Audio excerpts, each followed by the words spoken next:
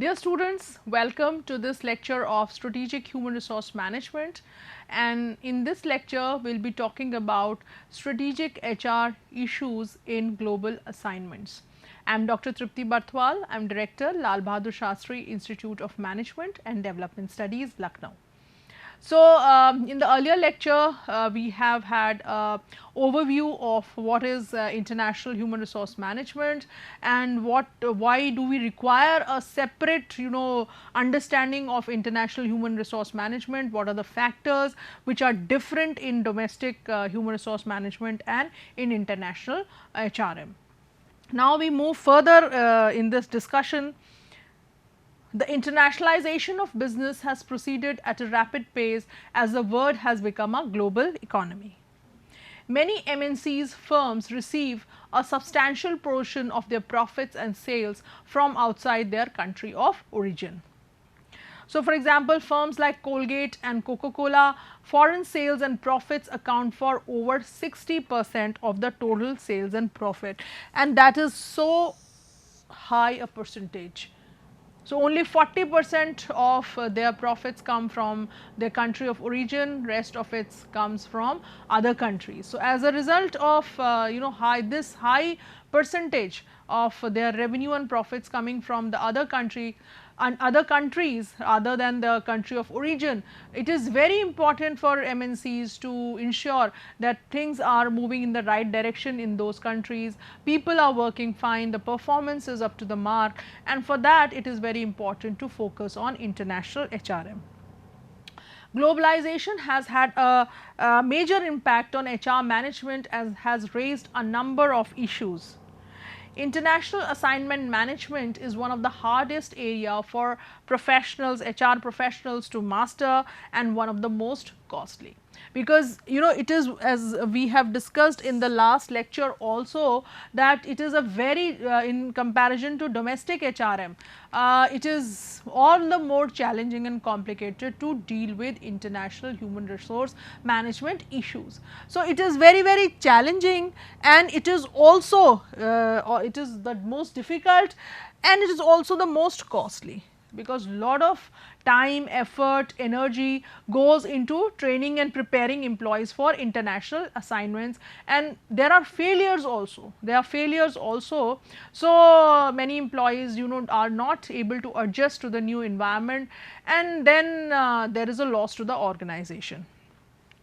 Despite their significant investments in international assignments, companies still report a 42% failure in these assignments. So, as I said that many times people are not able to adjust, employees are not able to adjust to the new conditions, international conditions, and they return or they fail to perform. So, in that case the losses of the organization. So, that is why international human resource management has to be given due focus, and it has to be given due importance. With so much at risk, global human resource managers need to carefully manage the strategic issues in global assignments. So, what are those strategic issues in global assignments? A little overview you have of them in through the last lecture. Now, the first is recruitment and staffing policies. Like domestic HRM, here also the role of HRM is no different, that is hiring individuals with requisite skills to do a particular job. So, here also basic recruitment function is the same as in domestic HRM. Then where is the challenge? A one size fits all approach is not effective, so a balancing act between globalization and localization is critical. In the last lecture we have discussed that a company in order to ease the challenges, the company can have people from its country of origin also, right. But what will happen? These people will come to a new environment, new country, it will be difficult for them to adjust into the new country. If you hire local people more and more, then you have to give more time to them to train according to the culture of the organization. So, one has to have a fine balancing between globalization and localization. Among the talent issues to be addressed are dealing with 24/7 global operations. So, because of the differences in time zones, we have to be prepared as a global company, we have to be prepared for 24/7 global operations. Differences regarding values and workplace expectations, different cultures, different value sets and different expectations of how employees should be treated, how to should they be dealt, what fringe benefits are important, what are not important, whether money is more important or affection, appreciation, recognition is more important. Everything will vary according to the culture. Intellectual capital and knowledge transfer. So, when people are spread throughout the globe, then how knowledge transfer will take place. We have also studied the concept of knowledge management in this paper, and you must be understanding the fact that how knowledge transference is very, very important.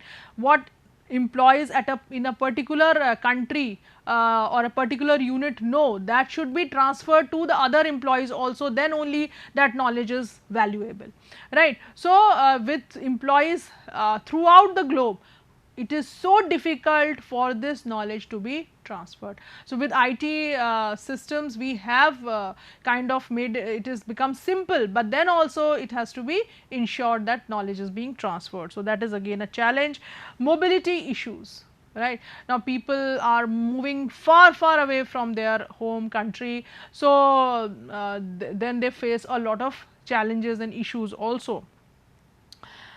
So, the challenge here is developing tools to promote a corporate culture that is almost the same everywhere, except that the local sensitivities are taken care of. In the last lecture also I talked about global plus local, right, that is unity in diversity. So, there has to be a common corporate culture which has to be there, a common thread which kind of unites all the employees wherever, in whichever part of the world they are, but still we have to take care of the local cultural sensitivities. Otherwise, it will be a total failure. There will be lot of problems related to industrial relations, there will be lot of problems related to morale and productivity in the organization.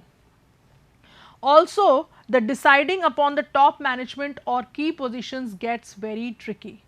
Now, in for example, an US firm opens an subsidiary in Sweden.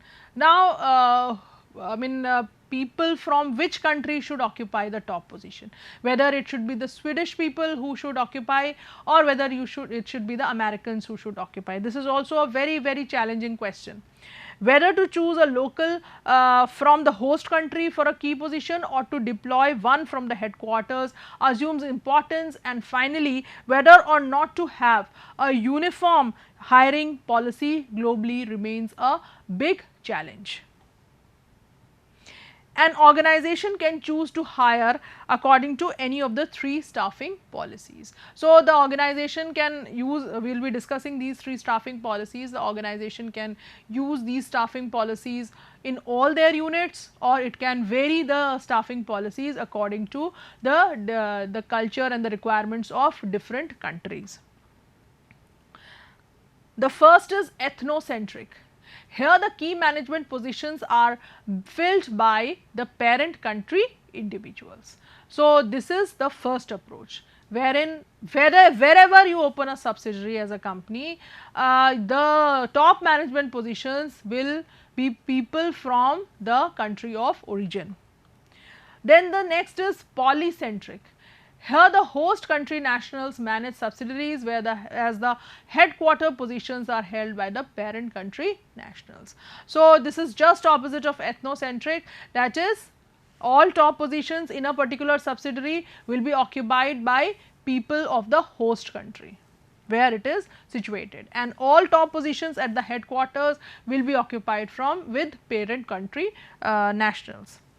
And the third approach is the geocentric approach. Here the best and most competent individuals hold key positions irrespective of nationalities.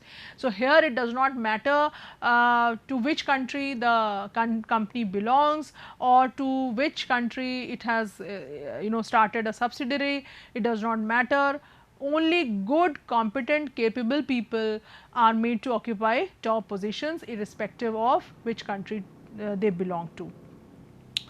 And that is why, you can see Indians occupying top positions in companies, MNCs, which is just because of the geocentric approach. So geocentric staffing policy seems to be the best in global HRM, because ultimately the goal of the organization is to grow, it is to earn profits, market share, increase market share. So if you do not have competent people, only you base your decisions on the basis of nationality of a person, then it can backfire. So but if you base your recruiting decisions on the basis of the capability of people, then you will always get good people.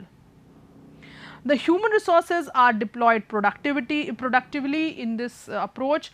The flip side is that human resources become a bit expensive when hired on a geocentric basis, because if you are moving people from any part of the world to a particular subsidiary, then you have to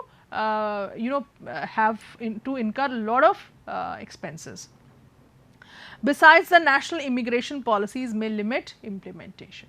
So every country, the immigration policies will be different, whether they allow people from the other country to come and stay there for employment purposes or not, that also has to be taken into consideration. Next is training. Training is required for all employees to fully understand their job functions and company policies and procedures. In global HR, training and professional development can take on a new meaning as companies work to bridge gaps between cultures. So we have already discussed in the earlier lecture also that in domestic HRM, the purpose of training is only to enhance the skills and knowledge of the employees. But in international HRM, it goes further beyond, and it is the purpose of training is also to acclimatize or to adjust the employee according to the new culture in which he will take up an or she will take up an assignment. So it is also the objective of training to bridge gaps between cultures.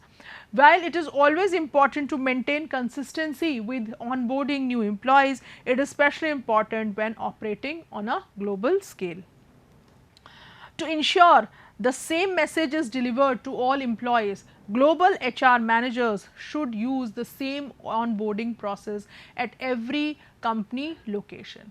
Now, we have also discussed in the earlier lectures that onboarding is very important. The induction program which is conducted by the organizations for their new recruits is a very important process in how far the employees are able to adjust to the new organization, its culture. So here in international HRM, this assumes a lot of significance, because it is not only to adjust the employee to the new environment, but it also brings about a uniformity, a consistency in the employees who are working in any part of the globe. Globalization brings the need to train employees in such areas like cross-cultural communication, international solicitation laws and language skills. So these are the areas in which we need to train our employees. Then the third is compensation. Compensation including salary, health benefits, vacation time, etc. may differ from one country to another. It is vital that HR be aware and abide by all work and compensation laws for each and every country or state their company operates in. This is the most typical part and the most difficult part, to be aware of the legal framework, especially related to employees in each and every country or in each and every region where the firm is operating. This is the most difficult part, and many of the organizations also hire outside consultants and agencies to help with them with that, because the people in the HR department, they may not be knowing the the legal framework or of each and every country in detail, and then there are changes also from time to time. So, any little mistake can cost the firm heavily. So, there many times the external agencies are also hired for it. In some countries, the government provides comprehensive health care, life insurance, disability and retirement plans. So, it is from the side of the government. All sorts of social security is given from the side of the government. In that case, the organization, the company does not have to spend much on these areas. In other countries, minimum health care may be provided by the government, with a common practice to have the employer provide supplemental health insurance. So, in countries where the government is not providing these services, there the company has to make sure that it provides these services to the employees. Globalization has forced HR managers to adapt to new methods of offering compensation and benefits to a company's employees, because as we have discussed that different cultures, different countries, the requirements of employees also change, their needs also change. The balance between compensation and benefits for the firm's employees is a crucial HR function that involves developing an awareness of the desires and needs of a diverse workforce, because it will change from culture to culture.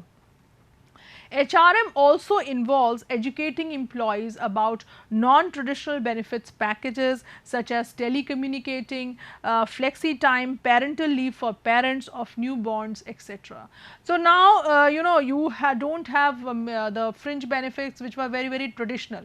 With the advent of global HRM and you know, more awareness for the needs of the employees and concern for them, only fringe benefits like, you know, housing accommodation or free conveyance, or you know, maybe an educational grant for the child or for the employee, these are not the mere benefits which are can be availed by the employees.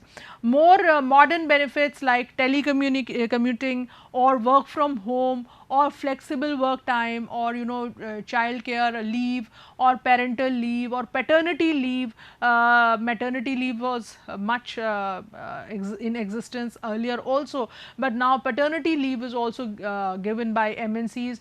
Now this is a change in the way the compensation package has to be designed. Then as I have said that legal compliance is very important, because laws keep on changing, there can be modifications in the existing provisions. So, a major function of HRM in a global company involves an understanding of local laws that regulate practices such as minimum wage, work week hours, health benefits and paid vacations. Human resource managers also develop an understanding of employment tax laws in their jurisdiction. So, how the income of the employee will be calculated, how it will be taxed, that also has to be seen. National, regional and local governments may choose to impose employment taxes on the company. So, the human resource manager must grasp these laws and communicate their impact to the senior management, so that you know, the company, if it is paying well to the employees, then the employees should also not be in a situation that large part of their income is going away in taxes, and the company is also paying a lot of taxes by way of giving compensation to the employees. So, that kind of a balance has to be made, or it has to be done with the by the HR manager. Now, we will be talking about Google as far as you know, HR issues in global assignments are concerned, because Google is rightly an MNC, a global company. The HR function is a strategic partner at Google. Now, you can see the word here. We have all the time been discussing in this paper that how the role of HR manager has changed, how the role of human resource management has changed, and how HR department is not merely a department or a function in the organization, now it has become a partner. Human resources are now not merely assets of the organization, but they are partners, strategic partners in achieving the strategic objectives of the organization. So, HR function is a strategic partner at Google, and it has focused on benefiting the company's core operations by hiring and retaining only the best. Apart from Google's technological capabilities, innovative and efficient HR is the reason that it has acquired as much as success and fame. Google has created a work environment that fosters continuous learning. So, we have also talked about strategic knowledge management, how learning is important, and Google believes in that, and it shows in their performance also. Employees get opportunities of continuous learning and growth. Google has special training programs related to presentation skills, content development, management and leadership. Free classes in foreign language and culture are also provided to Google employees. So, this is again a very important part of managing global operations, of global human resource management, that employees are being trained in foreign languages and culture, so that they develop those sensibilities, those sensitivities of dealing with their counterparts coming from different cultures, speaking different languages. Google caters to a global audience, and its diverse workforce reflects the diversities of its global customer audience. So, Google is something which is, I think, all over the world people are familiar with, and it has the highest number of users in comparison to other search engines. So, like its customer base is so diverse, people come from its customers comes from different countries, from different parts of the globe. Similarly, it has a global workforce. So, it has to take care of its global audience. In more than 40 countries around the world, it has opened more than 70 offices. So, that is the magnitude of expansion of Google, and that is the magnitude of its global operations. HR analytics are used to solve diversity problems. So, like we have marketing analytics, we have HR analytics, wherein we focus more on quantitative data to analyze issues, to find out issues, and then come up with solutions, address problems. So, here also Google is using HR analytics to solve diversity problems. Now, diversity does not mean only related to employees coming from different cultures. Diversity also means employees from different genders and speaking different languages. As a result, the people analytics team conducted analysis to identify the root causes of weak diversity, recruiting, retention and promotions, especially among female engineers. So, the problem which this analytics came up was there was not a fine mix of employees, and not a fine mix of employees means that there was not enough diversity in terms of the workforce, and diversity in terms of gender, especially in the case of engineers. That means the data was more skewed in favor of males, there were more males in proportion to females. So, that is the insight which they got from their people analytics or HR analytics. So, they found that in the times of recruitment also there are less female engineers who are applying or get selected, and as far as retention is also concerned, the attrition rate of females is much higher than that in comparison to that of males. And also in the case of promotions, it came to their notice that women seem to face a glass ceiling. So, the results that it produced in hiring, retention and promotion were dramatic and measurable.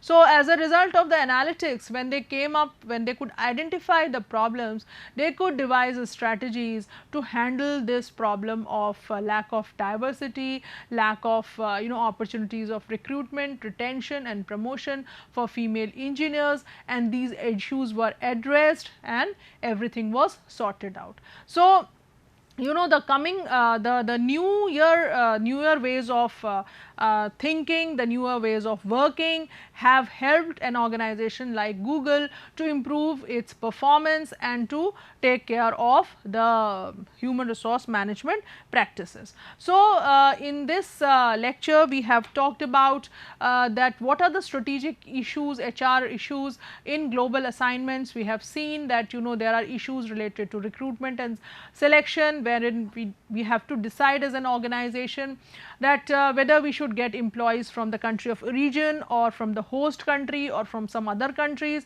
because that will have different impacts, that will also increase or decrease our cost. But everything in an international assignment has to be handled in such a way, because it is challenging also, but it is expensive also, failure rate is high. So, everything has to be handled in the best possible way, so that the organization does not face any loss. Then the employees, before they are sent for international assignments, they have to be trained properly, not only in the skill set, but they also have to be trained in the culture, in the language of the new country where they will be working from now on. Then compensation package has to be worked properly, the cost or differences in cost of living have to be seen, and then what is important for employees in terms of fringe benefits, newer fringe benefits which can be offered to the employees, that also has to be seen. So, I am sure now with this lecture you have been able to understand the strategic HR issues in international or global assignments or when a firm wants to go global or international. Thank you so much.